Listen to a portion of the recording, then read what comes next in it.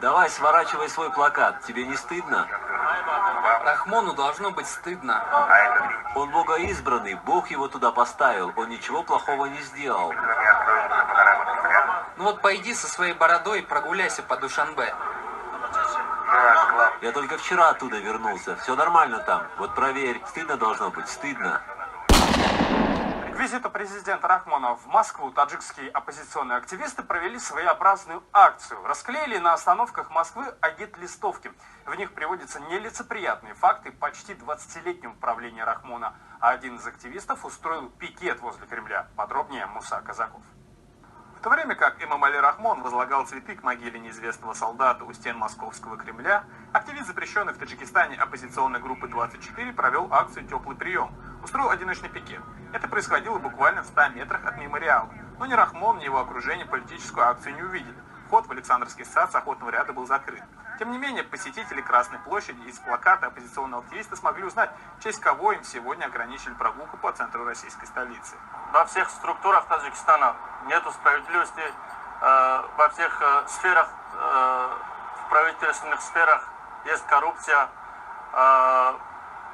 народ голодает в Таджикистане, ущемляются права граждан Таджикистана и внутри Таджикистана, и за пределами его. Московские активисты группы 24 переняли эстафету теплого приема таджикского президента у других городов.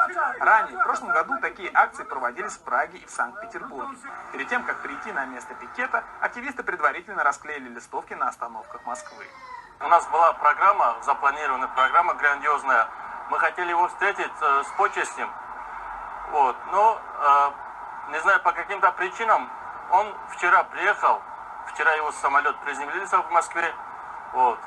У нас изменился немножко в программе. Некоторые граждане Таджикистана, гулявшие на Красной площади, акции и стали обвинять пикетчика в том, что он позорит таджикистанцев.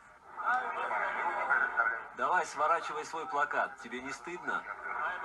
Рахмону должно быть стыдно.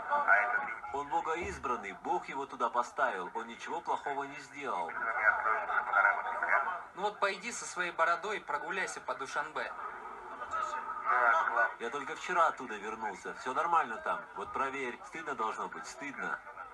Претензии к президенту Таджикистана есть не только у группы 24. Буквально через полчаса после акции Махмаджона правозащитник центра «Мемориал» Бахром Хамроев также провел одиночный пикет уже на самой Красной площади, за что и был задержан. Сейчас он находится в отделении полиции Китай-город. Сейчас я задержан в отделении, нахожусь в Китай-город. Вот я сейчас нахожусь здесь, они оформляют документы, протокол оформляют, поэтому они сейчас меня задерживают здесь.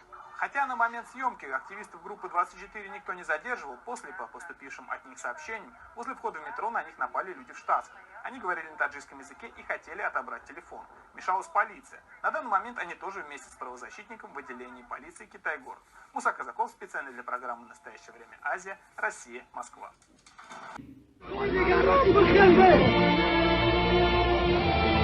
Рахмонов диктатор!